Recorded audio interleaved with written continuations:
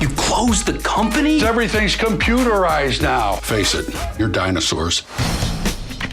Nick, I got it. Google. You got us a job at Google. Well, not a job. It's an internship that could lead to a job. Welcome to Google. We're looking at some sort of mental Hunger Games against a bunch of genius kids for just like a handful of jobs. I'm Lyle, one of the team managers. Pound me. Come on, bro. Fist me. Get up in there. That's definitely not right. The red paddle indicates no, green paddle, yes. Having a beer with your boss. You want to grab a cold one with me? You let me know. I will not be grabbing a cold one with you. You get high? Your job, find the bug. Why don't the two of you guys go and find the programmer? His name is Charles Xavier. He's a professor. He's in a wheelchair. Charles Xavier? You found me out. Cyclops, Rogue, we're all here. Now, I want to share some of my wisdom with you. Oh my God! Professor Xavier's a total...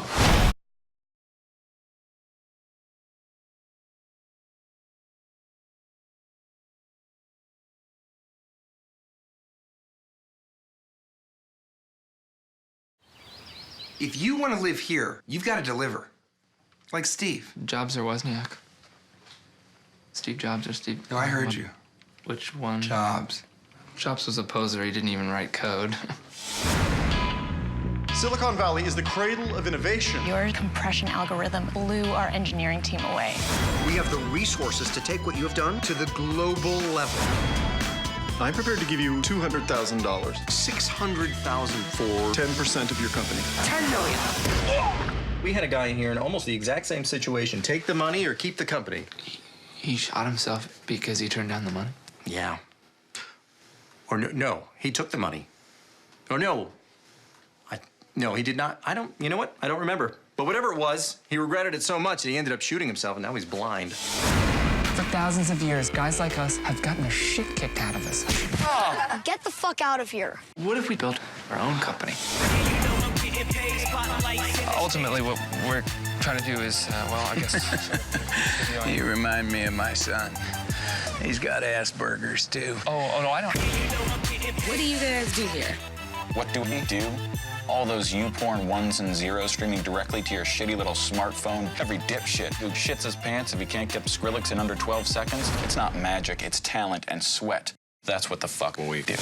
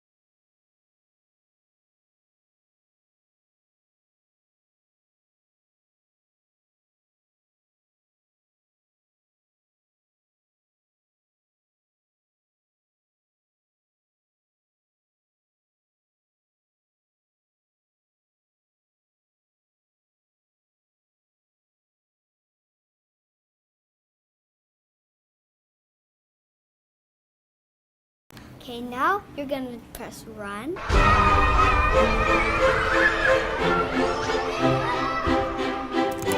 Hour of Code! This is so cool! Hour of Code. The Hour of Code? Todos lo pueden hacer. Ya programmi ako. Man, chehelo gaat code. Your teacher says you guys are into it. We are. It's very awesome. Code.org has partnered with 30 public school districts across the country, including New York, Chicago, and Denver, to provide lessons in teacher training and writing. The largest education events in history. Organizers set what they called an ambitious goal of reaching 10 million students this week. Almost 15 million signed up. This week, I'm proud to join the students, teachers, businesses, and nonprofit organizations taking new steps to support computer science in America's schools. I ran an hour of code that's easy to do. I got it. They've been so excited about it. Oh my gosh, it's working. I did it right. They don't even have to be a computer science engineer. Maybe they want to do something else. But in our world, this is going to be the basis for everything that we do. Move. Semicolon. I'm so excited. I'm actually going to come. When you're building a program, you have to think outside of the box. If you can change technology, you can change the world. I challenge girls in every single country to learn 1 hour of code. Every district should do, every district can do it. Please help us get the hour of code to every school and every classroom and every child. And my school's doing it.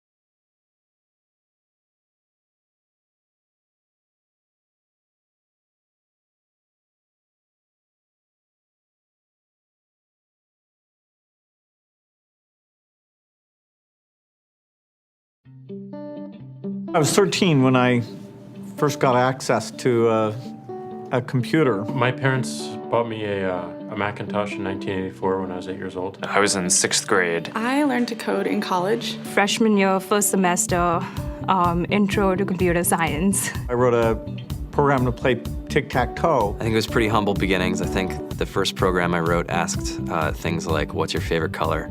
Or how old are you? I first learned how to make a green circle and a red square appear on the screen. The first time I actually had something come up and say, hello world, and I made a computer do that. It was just astonishing. Learning how to program didn't start off as wanting to learn all of computer science or trying to master this discipline or anything like that. It just started off because I wanted to do this one simple thing. I wanted to make something that was fun for myself and my sisters. And I wrote this little program and then basically just add a little bit to it. And then when I needed to learn something new, I looked it up either in a book or on the internet and then added a little bit to it. It's really not unlike kind of playing an instrument or something or playing a sport.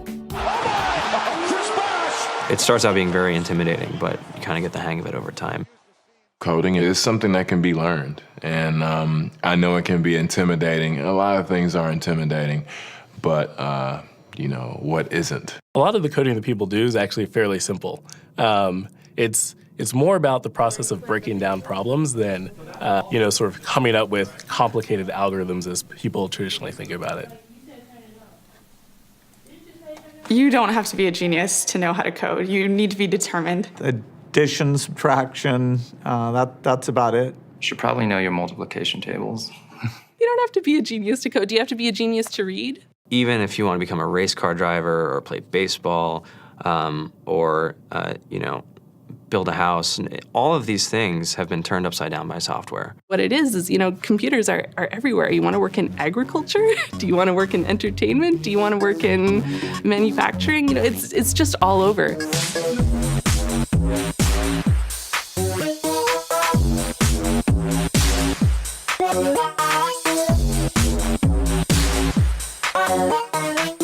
Here we are, 2013. We all depend on technology to communicate, to bank, information, and none of us know how to read and write code. When I was in school, I was in this after-school group called the Whiz Kids. And when people found out, they laughed at me and, all these things. And I'm like, man, I don't care. I think it's cool. And, I'm learning a lot. And some of my friends have jobs. Our policy is literally to hire as many talented engineers as we can find. The whole limit in the system is just that there just aren't enough people who are trained and have these skills today. To get the very best people, we try to make the office as awesome as possible.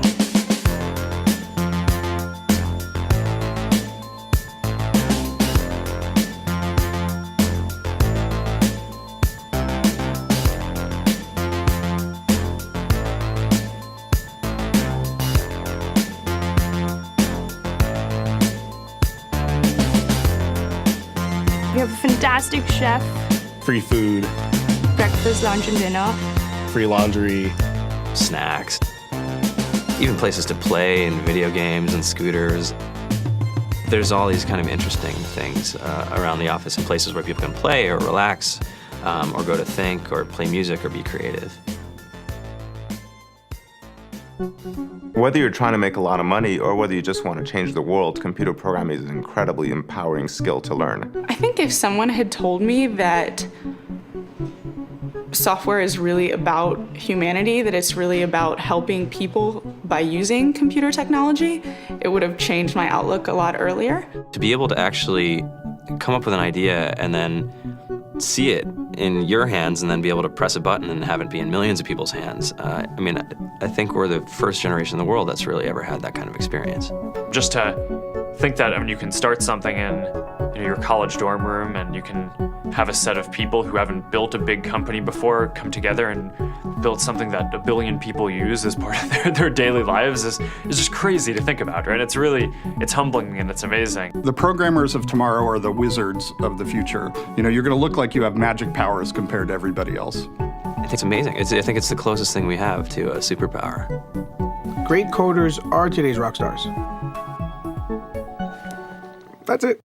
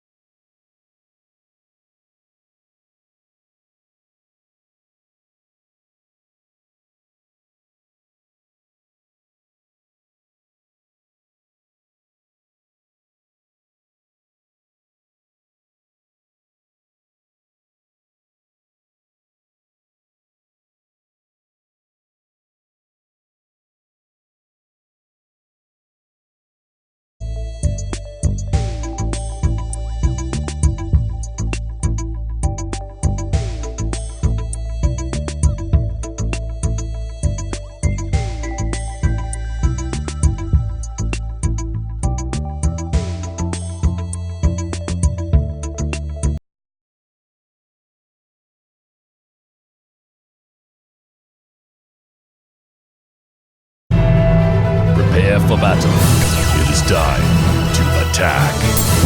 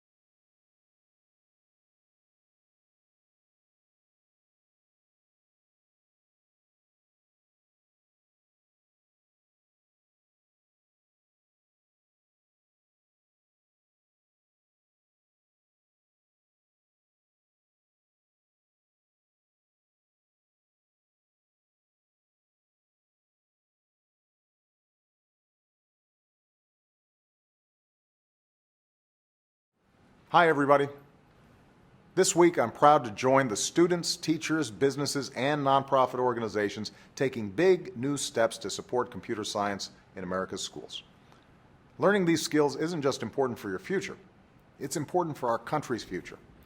If we want America to stay on the cutting edge, we need young Americans like you to master the tools and technology that will change the way we do just about everything. That's why I'm asking you to get involved. Don't just buy a new video game, make one. Don't just download the latest app, help design it. Don't just play on your phone, program it. No one's born a computer scientist, but with a little hard work and some math and science, just about anyone can become one. This week is your chance to give it a shot. And don't let anyone tell you you can't. Whether you're a young man or a young woman, whether you live in a city or a rural area, computers are going to be a big part of your future.